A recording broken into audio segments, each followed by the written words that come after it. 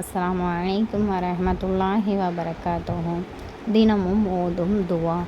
பின்வரும் துவாவை தினமும் 100 தடவை ஓதி வருகிறவங்களுக்கு அவர்களுக்கு 10 அடிமைகளை விடுதலை செய்த நன்மைகள் கிடைக்கும் மாஷா அல்லாஹ்.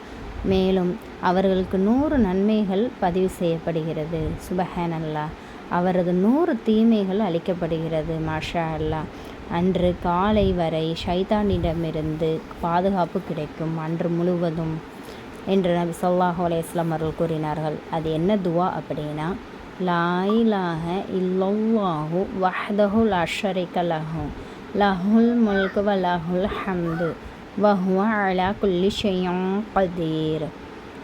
வணக்கத்துக்குரியவன் அல்லாஹ்வை தவிர வேறு யாரும் இல்லை. அவன் தனித்தவன், அவனுக்கு நிகரானவன் யாரும் இல்லை.